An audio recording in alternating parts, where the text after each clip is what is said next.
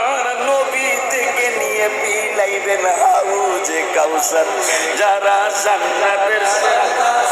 আর হাবিবি থেকে নিয়ে পিলাইবেন হাউজ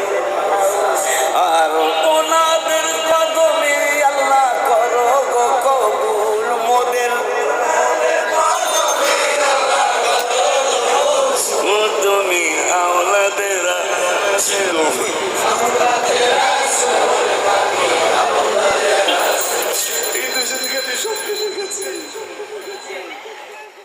হাসান হোসেন জান্নাতের